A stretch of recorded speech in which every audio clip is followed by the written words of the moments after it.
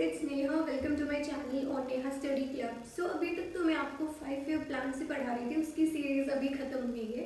सो मैंने सोचा कि क्यों ना एक न्यू टॉपिक स्टार्ट करें, इंटरेस्टिंग हो एंड ऐसा कोई जो बहुत इंपॉर्टेंट टॉपिक हो। तो ये है पॉलिटिकल थ्योरी। मतलब इतना इंपॉर्टेंट है, क्लास 9th में भी आता है, क्लास 11th में भी है ना। फर्दर स्टडीज करते हैं पॉलिटिकल साइंस में, उसमें भी काम आता है। So let's get started. इस वीडियो में मैं आपको कि पॉलिटिकल थ्योरी क्या होती है एंड उसके साथ साथ उससे जो इंटर रिलेट करती है कुछ टर्म्स, कैसे उनका सबका मीनिंग क्या है एंड क्या वे डिफ्रेंशिएट क्या क्या है। तो क्या क्या बताऊंगी इस वीडियो में मैं आपको 5 टर्म्स के बारे में बताऊंगी। एक तो कि पॉलिटिकल फिलोसफी क्या होती है, एक पॉलिटिकल थ्योरी क्या होती है, पॉलिटिकल आइडियोलॉजी, पॉलिटिकल साइंस का क्या मतलब है एंड पॉलिटिकल थॉट क्या होता है। सो पॉलिटिकल फिलोसफी क्या है? ये एक फिलोसफी है अपने आप में। ये जनरल आंसर्स देती है हर एक ही क्वेश्चंस को। जैसे मतलब थिंकर्स होते हैं कि कोई जस्टिस के बारे में पढ़ रहे हैं, कोई इक्वलिटी, तो कोई लिबरलिज्म।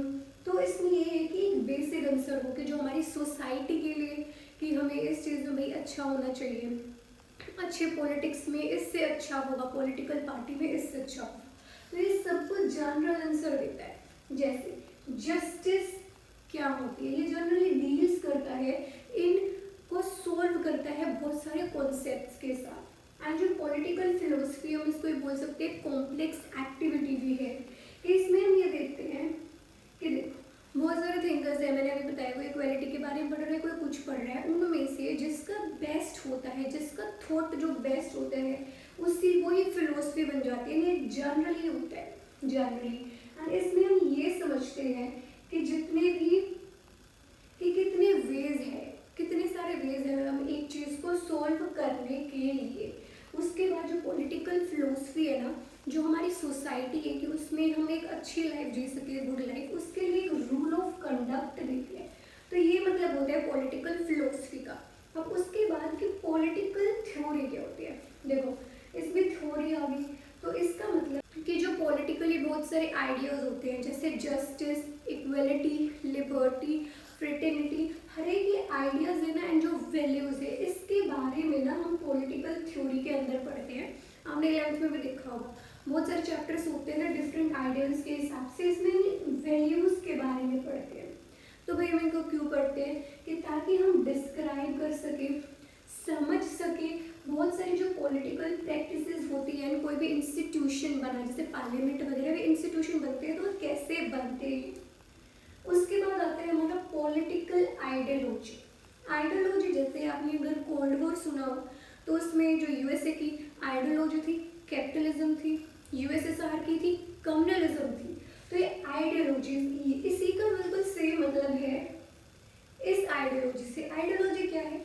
इसमें एक सर्टेन आइडियल्स होते हैं, कुछ प्रिंसिपल्स होते हैं, कुछ डॉक्ट्राइन्स होते हैं, कुछ सिंबल होते हैं, जो एक सोशल मूवमेंट को या पॉलिटिकल पार्टी को बोले, एक लार्ज ग्रुप, वो भी तो एक लार्ज ग्रुप ही था ना कंट्री का, वो बताते हैं कि वो कैसे आइडियोलॉजी में होते हैं कि वो कैसे वर्क करेगी। एंड साथ में ही एक ब्लूप्रिंट होता है पूरे सोशल ऑर्डर का कि हम ऐसे चलेंगे। जैसे देखो कैपिटलिज्म था कि हम मतलब जो प्राइवेट सेक्टर है इसको प्रमोट करके चलेंगे, कम्युनलिज्म की हम स्टेट की तरफ ध्यान करके चलेंगे। तो हमें मतलब एक ऑर्डर तो पता चल गया ना कि हम करने क्या वाले हैं। बहुत सारी आइडियोलॉजी होती है, जैसे मार्क्सिज्म होता है, ठीक है, मार्क्सिज्म, फैसिज्म, नाजीज्म, बहुत सारे होते हैं, लिबरलिज्म, कम्युनलिज्म, कैपिटलिज्म, ये सारी आइडियोलॉजीज ही है। तो मैं आपको ना यहाँ पे एक इम्पोर्टेंट क्वेश्चन बताती हूँ कि ये जो आइडियोलॉजी है, मॉडर्न आइडियोलॉजीज है, उसका फादर कौन है? तो उसका फादर है जॉन लॉक। ये इंपॉर्टेंट क्वेश्चन है, पेपर में भी आ सकता है। सो इसके बाद मेन चीज पॉलिटिकल साइंस, भाई जो हम पढ़ रहे हैं पॉलिटिकल साइंस, वो क्या है, उसका मतलब क्या है। तो सबसे पहले तो देखो, जो पॉलिटिकल साइंस है ना, इसको हम ये भी बोल सकते हैं कि ये साइंटिफिक स्टडी है, कि जो पॉलिटिक्स है उसकी हम साइंटिफिक स्टडी करते हैं। तो ये कौन सी अप्रोच में आती है? ये नॉर्मेटिव नहीं, एम्पिरिकल अप्रोच में आती है, एम्पिरिकल, ठीक है।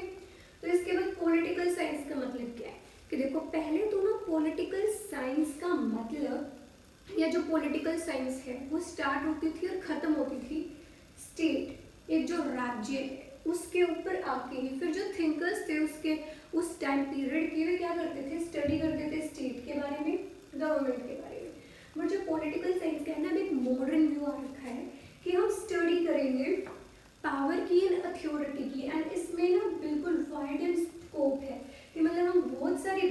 इसमें पढ़ेंगे कि क्या क्या, जैसे हम स्टेट की स्टडी करते हैं, पॉलिटिकल सिस्टम कैसे है उसकी स्टडी करते हैं, गवर्नमेंट कैसी है, पावर कैसी है, मैन एंड उसकी हिस्टोरिकल, उसकी पॉलिटी कैसी है, उसका बिहेवियर कैसा है, ठीक है। एंड साथ में जितने भी पॉलिटिकल इश्यूज हैं कैसे मतलब ये इन्फ्लुएंस करती है जो पॉलिटिक्स है डायरेक्टली एंड इनडायरेक्टली। एंड जो पॉलिटिकल साइंस के फादर है, ये भी बहुत इंपॉर्टेंट क्वेश्चन है कि who is the father of political science, वो है एरिस्टोटल, ठीक है। तो ये ना ग्रीक फिलोसफर थे, ठीक है, इनको बोलते हैं फादर ऑफ पॉलिटिकल साइंस। सो हमारा लास्ट वन बच गया कि पॉलिटिकल थॉट क्या होता है। जैसे देखो कोई भी इंडिविजुअल है, जैसे कोई भी इंडिविजुअल है, सबका एक थॉट होता है ना, तो इसको भी हम इधर यही बोलते हैं कि इसमें थॉट है।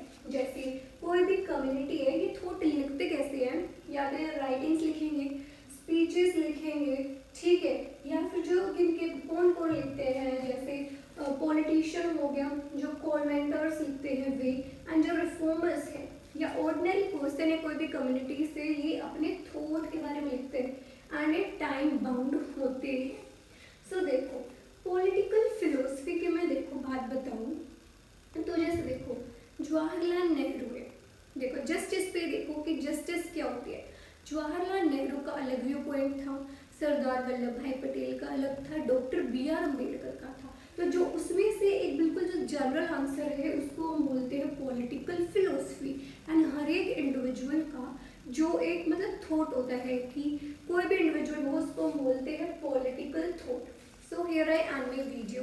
अगर आपको मेरी वीडियो अच्छी लगी हो एंड इन्फॉर्मेटिव लगी हो तो please like share and subscribe. Hope you all had a good day.